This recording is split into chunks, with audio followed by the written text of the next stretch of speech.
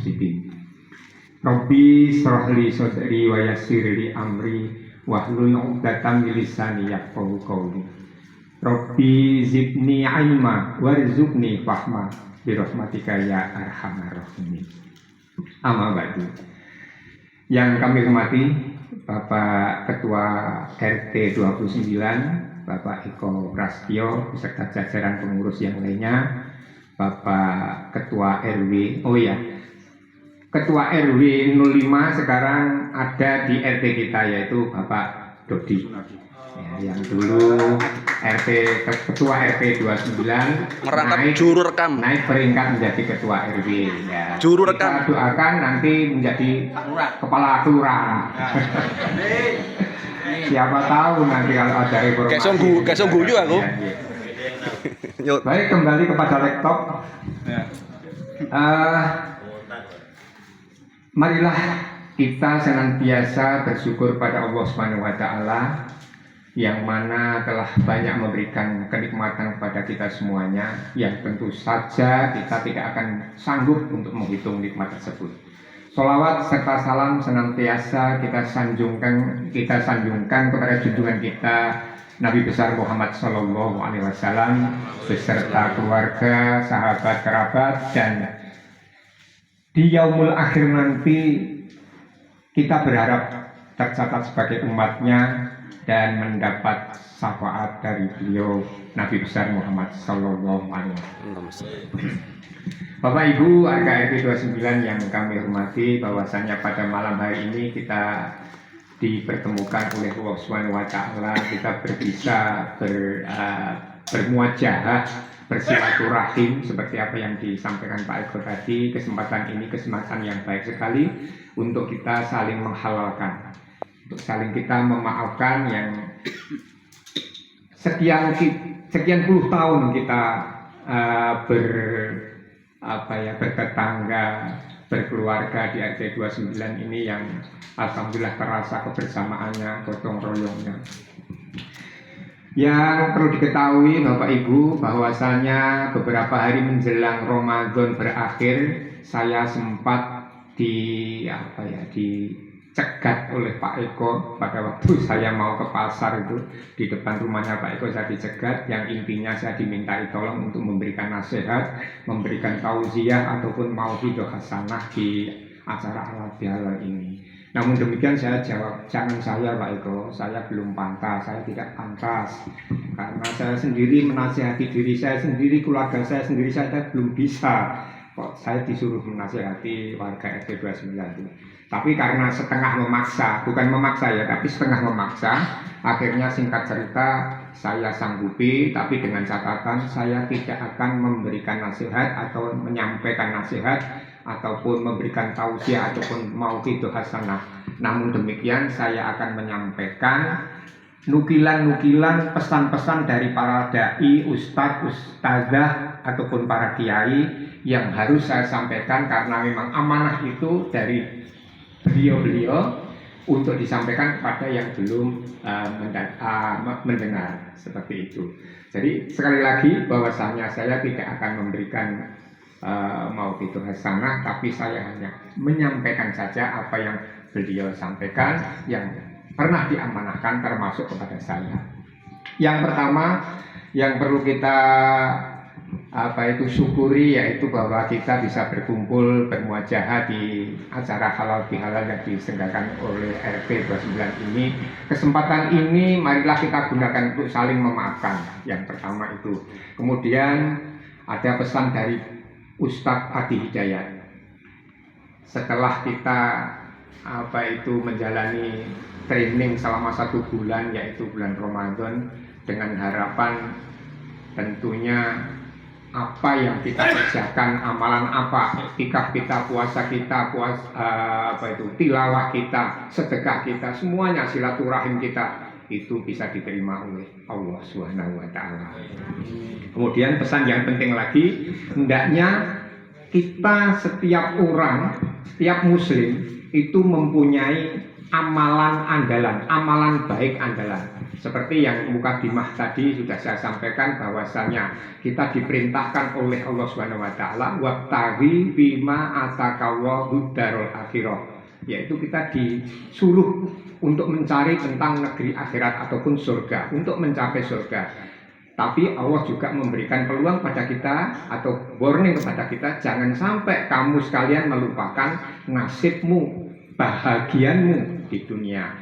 Wa ahsin wabtaghi fima atakallahu darul akhirah wala tansa nasibaka minad dunya. Jadi keseimbangan antara ukhrawi dan duniawi sudah Allah berikan lewat surat Al-Qasas ayat 77. Lalu kalimat yang berikutnya Allah memberikan peringatan ataupun menyuruh pada kita untuk selalu berbuat baik kepada siapapun. Wa ahsin kama ahsanallahu ilaika. Allah menyuruh kita untuk berbuat baik seperti yang disampaikan oleh pembawa acara tadi, yaitu sebagaimana Allah telah berbuat baik kepada kita. Lalu kalimat berikutnya bahwasanya wa ahsin kama ahsanallahu ilaika wala tabghil fasada fil ardh. Dan Allah juga memperingatkan kepada kita jangan sampai kita berbuat kerusakan di bumi maupun kerusakan di rumah tangga ataupun merusak rumah tangga orang lain. Itu semacam itu. Kemudian ditutup dengan kalimat wa ahsin kama ahsanallahu ilaika wa la tabghil fasada fil ardh innallaha la yuhibbul mufsidin. Bahwasanya Allah itu tidak suka orang-orang yang berbuat kerusakan. Kaitannya dengan perintah kepada kita untuk berbuat baik, tadi sudah saya sampaikan, hendaknya kita mempunyai amalan-amalan baik andalan kita. Sebagai contoh, seseorang kuat dalam sosial kemasyarakatannya, itu juga amal baik, baik sekali, dan itu tuntunan ataupun syariat. Kemudian amalan bangun malam, menghidupkan malam-malam, bertahajud, bertilawah, baca Quran, bersilaturahim, bersedekah, beriktikaf, itu semua ada amalan-amalan yang baik. Tapi seperti kita ketahui bahwasanya untuk bangun malam tidak semua orang itu bisa, bahkan banyak orang yang kesulitan untuk bangun malam. Nah, amalan-amalan yang sekiranya bisa kita lakukan, karena pesan yang kita tangkap tadi adalah tidak perlu banyak-banyak, tapi satu atau dua, tapi istiqomah. Karena amalan yang istiqomah meskipun sedikit itu adalah dicintai oleh Allah SWT. Semacam itu. Kemudian yang harus saya sampaikan lagi bahwasanya kalau kita berat melakukan apa yang sudah saya sebutkan tadi, Gus Baha ataupun Ustadz Abdul Somad juga pernah menyampaikan bahwa ada amalan yang ringan sekali, setiap orang, setiap kita bisa melakukan. Namun amalan itu akan berat timbangannya di hadapan Allah SWT. Apa itu? Bertasbih. Subhanallahi wa bihamdi, subhanallahil azim, subhanallah. Semacam itu kita dawamkan terus-menerus sambil kita aktivitas apapun. Sambil nyuci mobil, sambil isah korah-korah, sambil masak, semuanya bisa kita lakukan dan kita dawamkan semacam itu. Kira-kira kalau kalimat itu kita dawamkan, kita sampaikan beberapa detik tiap hari, kita lakukan semacam itu, kan pahalanya akan menumpuk semacam itu. Dan itulah janji Allah bahwa timbangannya akan berat sekali, meskipun amalan itu sangat ringan sekali. Tapi kenyataannya kita semua malas melakukan, ataupun memang mungkin belum tahu ya. Kalau memang belum tahu, sekarang sudah tahu pesan daripada Ustadz Abdul Somad tersebut, marilah sedikit-sedikit kita amalkan. Terus kemudian yang satu lagi pesan daripada Ustadz yang dari Makassar dulu, Kasat Latif, ya semacam itu,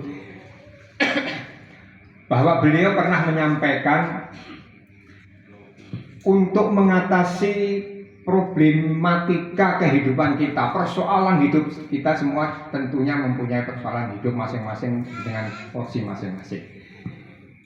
Salah satu jalan keluarnya yaitu beristighfar, memperbanyak istighfar. Karena janji Allah, siapa saja yang banyak beristighfar nanti akan diberikan jalan keluar. Dan itu kita harus yakin. Jadi sudah 3 ya saya sampaikan untuk amalan yang tadi, kemudian bertasbih, kemudian istighfar. Nah, ini kemudian sebetulnya akan saya lanjutkan lagi, tapi tadi sempat ngomong-ngomong sama Pak Rojiun sama Pak Dodi. Setelah kita hitung-hitung sekian puluh tahun kita mengadakan halal bihalal, jeda sedikit COVID itu, kita hitung-hitung di deretan belakang itu ternyata sudah banyak yang meninggalkan kita atau sudah banyak yang dipanggil oleh Allah Subhanahu wa Ta'ala. Ya, tadi saya juga berkelakar kepada Pak Dodi, kalau belakang sudah banyak tentunya muga-muga sing arep genteng aja mburi terus. Itulah kita memang tidak bisa memprediksi belakang atau depan yang dulu. Yang jelas semuanya itu kita kembalikan kepada Allah Subhanahu wa Ta'ala. Qalu inna lillahi wa inna ilaihi raji'un. Sebagai penutup, kami akan menyampaikan beberapa ayat di surat Al-Baqarah ayat 153 sampai dengan 57 yang kaitannya dengan kematian, kaitannya dengan problematika hidup kita di dalam masyarakat. Karena apa? Kita memang harus mempunyai perisai. Dan Allah sudah menyediakan pelindung tersebut. Pelindung tersebut yaitu adalah sabar dan sholat. Jadikanlah sabar dan sholat sebagai pelindungmu. A'udzubillahi minasyaitonirrajim. Bismillahirrahmanirrahim. Ya ayyuhalladzina amanu ista'inu bis-sabri was-shalah. Innallaha ma'as-sabirin. Wa la taqulu liman yuqtalu fi sabilillahi amwat bal ahya'un walakin la tas'urun. Walanabluwannakum bisyai'im minal khawfi wal ju'i wa naqsim minal amwali wal anfusi wath thamarat wa basyiris sabirin alladzina idza asabathum musibah qalu inna lillahi wa inna ilaihi raji'un. Ulaika alaihim sholawatun mir rabbihim wa rahmah wa ulaika humul muhtadun. Shadaqallahul azim. Demikian yang bisa saya sampaikan, pesan-pesan yang dari Ustadz, dari pendai, pendakwah, dari kiai yang sudah saya sampaikan. Semoga kita diberikan kemampuan untuk mengamalkan. Terima kasih, kurang lebihnya mohon maaf. Assalamualaikum warahmatullahi wabarakatuh. Waalaikumsalam warahmatullahi wabarakatuh. Demikian tadi siraman rohani buat kita semuanya. Mudah-mudahan apa yang disampaikan bisa tertanam di hati kita masing-masing, apalagi kita dapat melakukan dalam kehidupan kita sehari-hari. Amin Bapak Ibu.